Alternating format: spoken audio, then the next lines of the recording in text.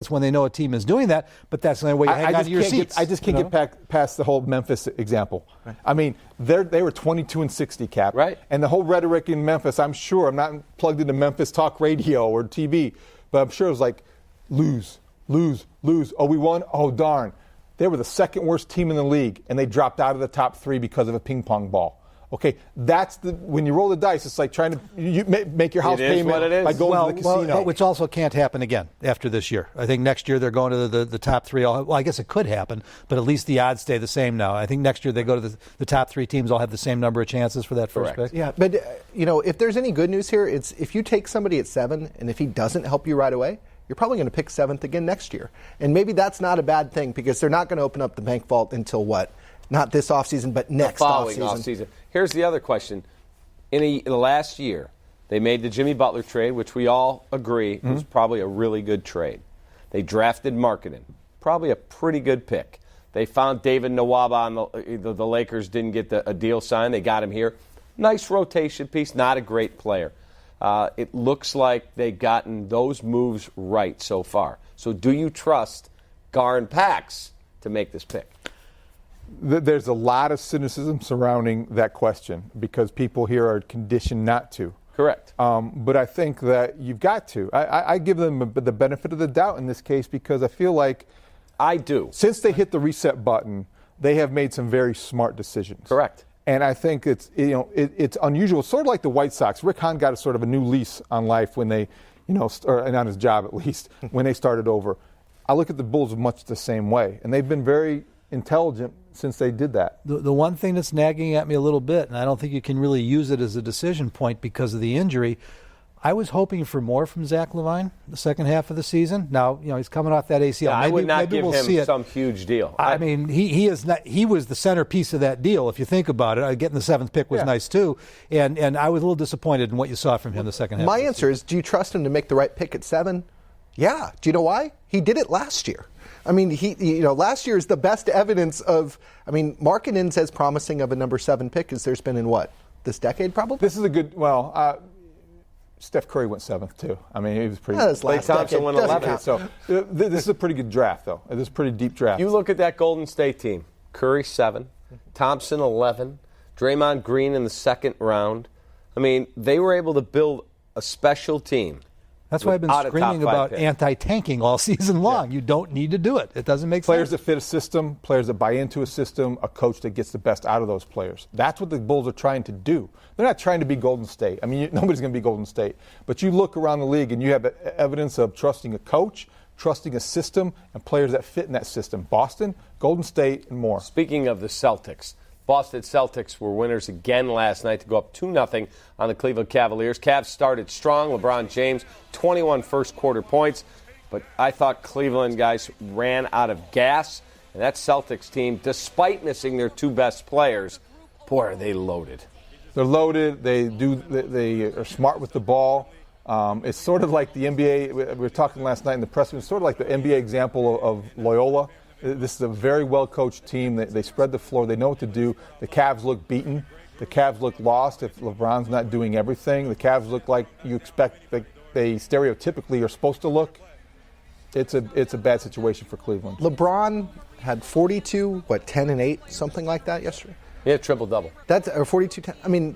What else can he do here? This was the game that was set up for them to win. If they can't win this game when their shooting percentage is good, they get off to a big lead on the road, LeBron does this, what hope do we have for the Cavs? I didn't mind that he left Cleveland the last time. I minded the way he did it. If they lose this series, I don't know how you can make an argument that he should stay in Cleveland. I don't know what the point is there. Now, they've got the 8th pick. They're right behind the Bulls, and maybe they're a little healthier, but I would not blame the guy. He has a front office that failed him this year. Wait, hold on a second. I got to call you out there. Because a lot of the moves that they made were moves that he's the wanted. General manager. Hey, let's pay Tristan Thompson. That guy sucks. Yeah. Tristan Thompson's awful. He just happens to have the same agent as LeBron James, though. Right. Yep. So he gets him a max deal. He forces guys out. From what I've heard, Derek and he were not on the same page the whole year, and it was not Derek's fault. I hear LeBron's not the easiest guy in the world to play with. I wasn't really defending LeBron. I was just making the point, why stay, and give Tristan Thompson a break. He's a little distracted, Yeah, exactly. Just a little. But anyway, the Celtics have gone up 2-0 on the Cavs, and that Celtics team, wow, are they going to be something next year with their guys? When they get both guys back, they'll probably incorporate them really well into that whole system. All right, it's the era of good feelings at Hallis Hall as Matt Nagy's first full squad OTA is underway. But how long will it take everybody to get on the same page with the new head coach's offense?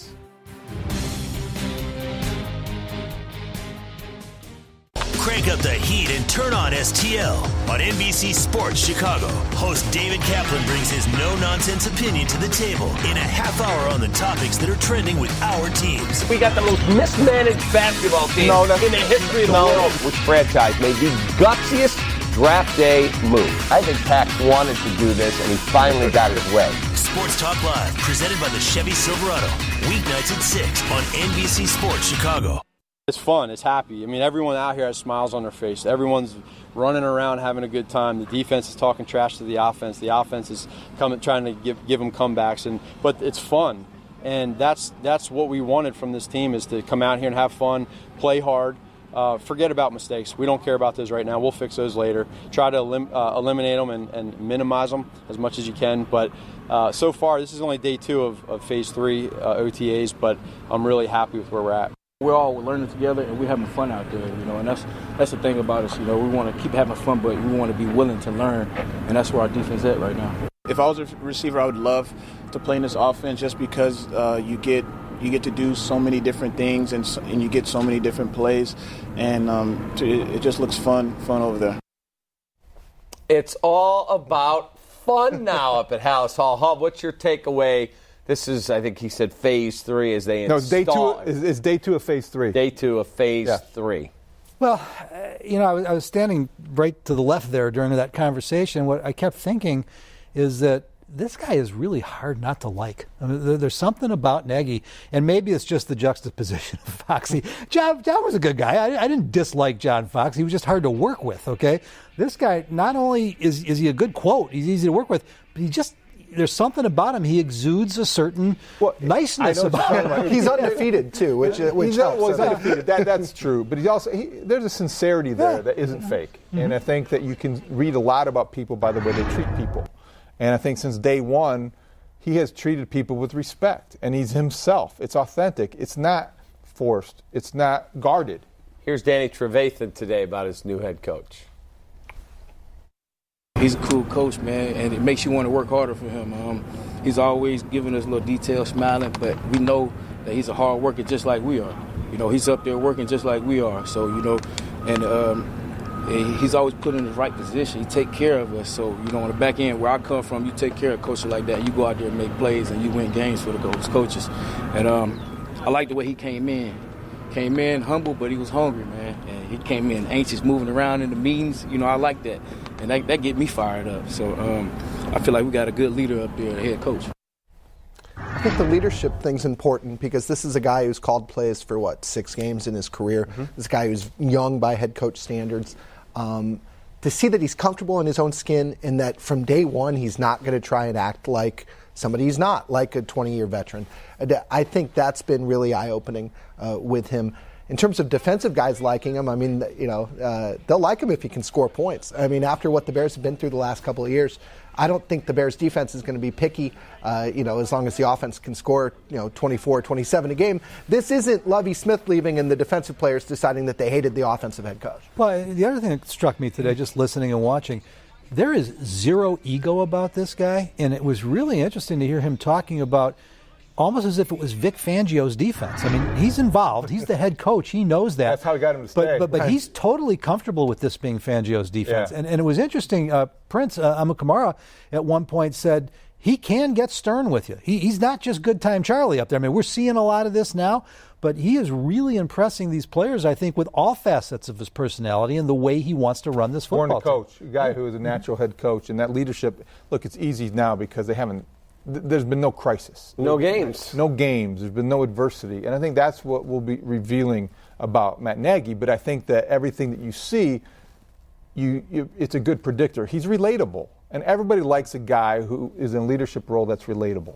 And don't you feel like after Trestman and Emery and it's Fox, It's like a normal guy. we got a normal We got guy. a normal guy you can have a conversation with, you want to have a beer with. Hey, let's go have lunch. Somebody that you don't feel like it doesn't go through your head when you're having the middle of a conversation like, how did you get here and why am I talking to you? Even Lovey was that way. Well, he also said something else today, and I wanted to scream, thank God, somebody finally said it.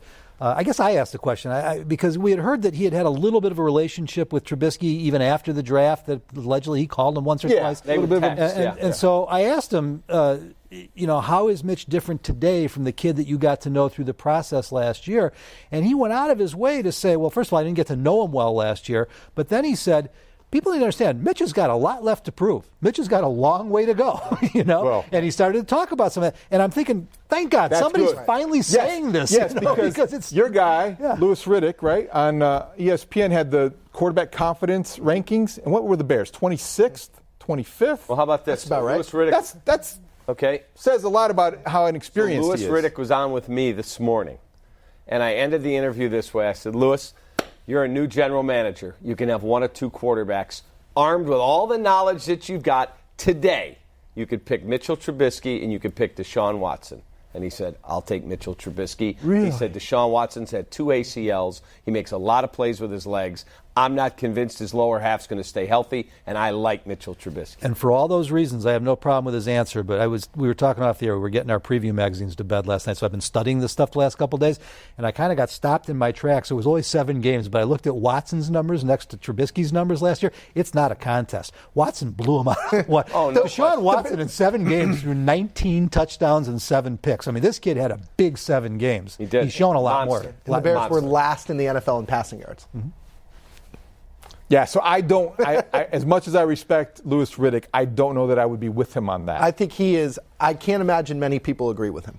Well, I can't argue the 2 ACLs. I think that was his point. The It sounds health, like, yeah. the health, Mitch does not have health concerns, that we're aware of, that he's had to deal with, and hopefully he won't have any of those. Mitch has also started 25 games since high school, which probably goes a long way toward him having that healthy body. Will Kyle Long be healthy by training camp? Yeah, I think so. They don't seem to be You too say worried that so about him. cavalierly, like, oh yeah, Why is that even a question? Well, the better answer only had is 46 he's surgeries. this is the the better professional answer is I patient. think he will have rehabbed these last 3 surgeries, Right. whether he Yeah. stays healthy or not. And I hope so, because I love Kyle. But it came up today, and I guess you heard some of the bites. But Nagy went out of his way to point out that both Kyle and Allen Robinson are well ahead of schedule. And you could see Kyle, kind of the way he was moving around out there and kind of chomping at the bit. It looks like he hasn't looked this comfortable really in the last 2 years that we've seen him. Who's more important to the offense, Allen Robinson or Kyle Long? Allen Robinson. Okay, No yeah. I don't agree. disrespect. I'm sorry. I'm finishing my column tonight. I don't agree. I think Kyle Long may be the biggest key to this whole thing because I think the offensive line could still be a big problem. I think they brought in some interesting weapons on offense. He's not a James Daniels guy. Robinson is no. I like James Daniels, but play him at the right position. Put him at center. Put Whitehair at guard. Get Kyle locked in. Then you still got question marks at tackle, left tackle. I kind of like Bobby Massey, but the only 2 Pro Bowlers on this team right now are Allen Robinson and Kyle Long. Your other options at receiver are more interesting, I think, than your other options on the offensive line. Trey Burton looks like Jordan Howard, I left out. a wide receiver playing tight end, size-wise. He is. And he is. But He should make plays down the field then. that is definitely, he's not going to be used at all in the running game. And I think when we talk about Kevin White's role, for example, the fact that he's got a guaranteed deal, he's likely to make the team. We call him whatever, 3rd receiver, 4th receiver. Trey Burton's in line way in front of him. So, No doubt. Oh, no Trey doubt. Trey Burton's Patrick, the when you second say receiver. Kevin White, my mind wanders. My attention drifts. I don't think there's any reason he's going to. How is he going to be a factor? How can you count on him? Because he has to make the team. How can you count on him? Nobody's saying to count on him. I don't He think has to anybody make the team because of the contractual reasons? because they owe money. you away. owe what, They're gonna pay $5 him million? I think it's more than that. Actually, I think that the guarantee is he's got like $7 million of a dead cap hit, and they owe him most of it. I think what they're going to do with him, assuming that the speed is still there, which it was not in training camp last year before he broke his shoulder, is he's going to be a decoy to take the top off, split wide when they've got Robinson and Gabriel running inside and shorter routes. If you put him on the field at all. Yeah, I still wonder if he'll be healthy enough to be on the field. I guess it's in a believe it when you see it. Well, he is right now. I mean, he looks incredible right now, so we'll see. All right, we'll take a shot.